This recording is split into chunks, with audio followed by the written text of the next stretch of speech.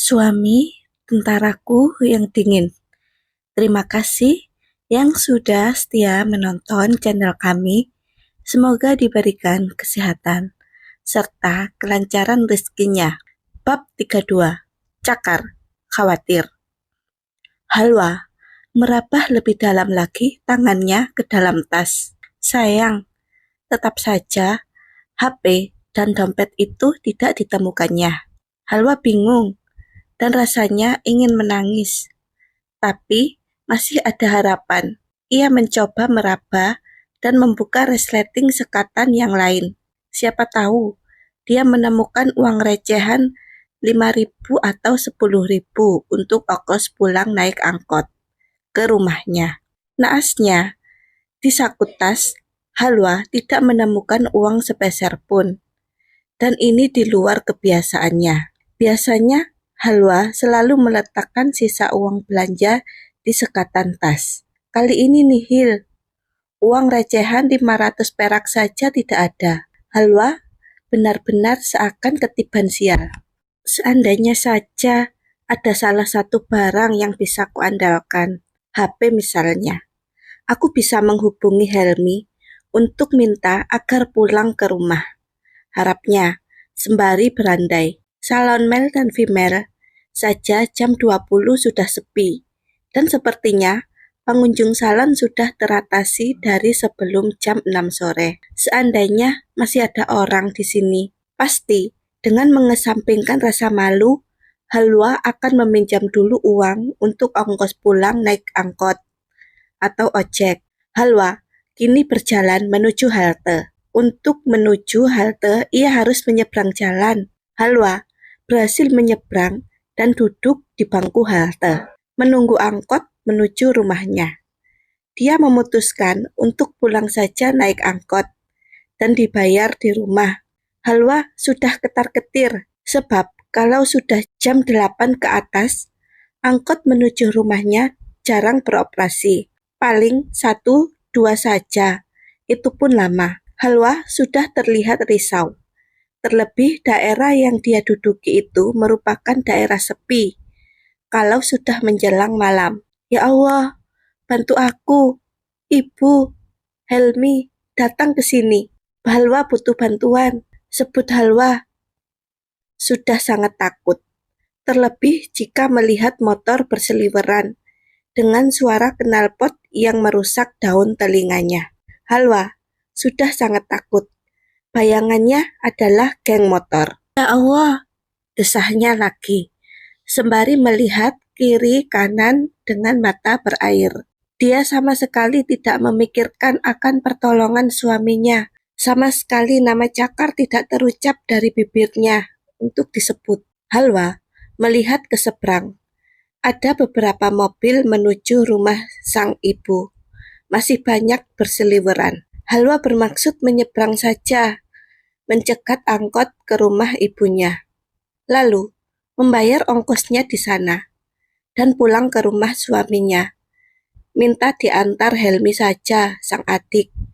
Sayang, angkot itu pun sudah melaju dari tempat itu. Halwa kembali mendesah kecewa dan sedih. Halwa termenung menahan air mata yang akan jatuh di sudut mata.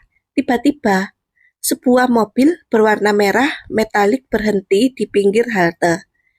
Tempat Halwa duduk gelisah. Sang pengemudi membuka jendela pintu mobil itu dengan wajah penasaran. "Kamu?"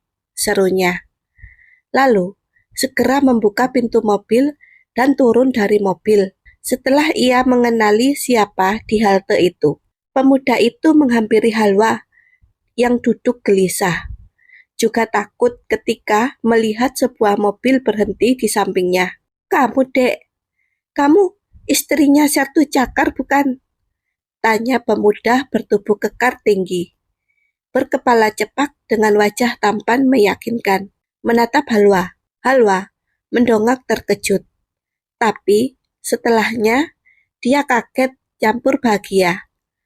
Setidaknya ada orang lain yang kenal dengannya untuk mengobati rasa takutnya ketika sendiri menunggu datangnya angkot. "Mas Aldian," serunya. Kenapa kamu sendirian di sini? Apakah Cakar tidak menjemput kamu, Dek? Ini sudah jam 8 malam, dan jalanan ini mulai sepi. Pemuda tampan berahang, tegas tapi ramah ini ternyata Ledda Aldian Bahari, yang pernah Halwa kenal saat Halwa menunggu Cakar Taman Samping Gedung Sumarmo, tempo bulan lalu. Aldian nampak khawatir melihat Halwa duduk di bangku halte sendirian. Lalu dia menawarkan bantuannya untuk mengantar Halwa pulang saja. Saya kebetulan ketinggalan HP dan dompet. Saat ini, saya sedang menunggu angkot ke rumah. Tapi, berhubung HP saya tidak ada, saya tidak bisa menghubungi suami atau saudara saya. Halwa memberi alasan. Oke, kalau begitu, kamu naik mobil saya saja. Saya antar pulang sampai rumah, tawarnya.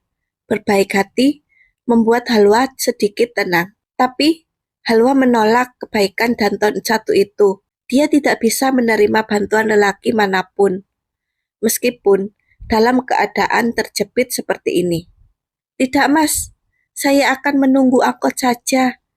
Nanti juga akan ada angkot jurusan ke rumah saya. Halwa menolak. Jangan keras kepala. Saya hanya mau antar kamu pulang. Bukan mau apa-apa. Saya juga punya adik perempuan. Pastinya akan khawatir jika melihat adik sendiri dalam keadaan sama seperti kamu. Bujuk Aldian. Masih berusaha meyakinkan Halwa untuk mau diantarnya sampai rumah. Tidak, Mas. Halwa menolak lagi tawaran Aldian. Dia masih menunggu angkot datang. Angkot itu masih ada beberapa saja, tapi akan lama menunggunya. Lebih baik kamu naik mobil saya. Saya antar sampai rumah dengan selamat. Memangnya suami kamu tidak tahu kalau kamu pulang jam berapa? Tega benar dia tidak menjemput istrinya. Aldian masih berusaha membujuk Halwa yang kekeh akan menunggu angkot. Seraya mendumel dengan sikap Cakar yang tega membiarkan istrinya diam di halte menunggu angkot datang. Suami saya tidak tahu saya akan pulang jam berapa, Mas. Sebab tadi pagi sebelum pergi dia sempat bertanya jam berapa saya pulang. Tapi saya tidak bilang jam berapa saya akan pulang. Karena kebetulan hari ini saya dapat job di luar salon tempat saya bekerja. Terang Halwa, terdengar membela Cakar. Aldian mengangguk paham, tapi dia tidak mau membiarkan Halwa menunggu lebih lama lagi di halte ini.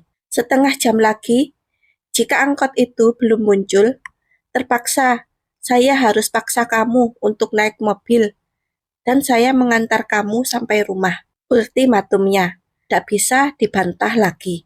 Akhirnya, Halwa mengangguk setuju, sembari dalam hati berdoa. Semoga angkot yang ditunggunya segera datang, daripada harus menumpang di mobil Aldian yang ada di sana. Dia merasa malu karena harus merepotkan orang lain. Ini, kamu minumlah dulu. Ini air mineral masih terseger. Sodor Aldian memberikan sebotol air mineral pada Halwa. Sementara itu, di rumah, Cakar baru saja pulang tepat jam 19.30. Lampu belum menyala, menandakan Halwa belum pulang. Dia juga tidak tahu jam berapa Halwa akan pulang.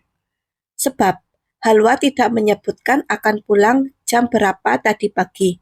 Cakar segera menaiki tangga setelah menyalakan lampu tengah.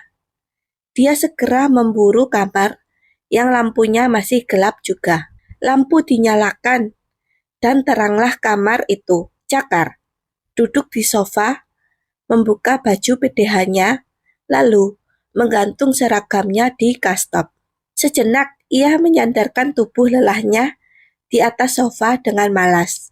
Sejenak, bayangan Halwa yang sedih saat dia marahi tadi pagi di kamar sebelah membayang begitu saja. Rasa bersalah tiba-tiba menyeruak dalam dadanya. Kenapa aku masih selalu marah terhadap Halwa? Padahal dia sudah sebaik itu mengurusku. Aku menyesal mengapa harus terjebak dalam situasi begini. Halwa ternyata perempuan baik-baik dan sederhana, tidak banyak ulah. Tapi aku tidak menyukainya tingkahnya yang caper. Gumamnya kesal. Masih saja Cakar menganggap Halwa itu caper. Mungkin memang Cakar belum bisa move on dari Sally. Jadi, apapun yang dilakukan Halwa hanya akan mengundang rasa marah. Cakar bangkit dari sofa malasnya. Dia bermaksud menuju lemari untuk mengambil kaos oblong dan celana pendeknya. Namun, langkahnya terhenti ketika matanya tertuju meja rias. Bukankah ini HP dan dompet Halwa? Duit ini juga yang aku kasih tadi pagi. Ya ampun, jadi si Halwa ini ketinggalan semua barang-barang pentingnya.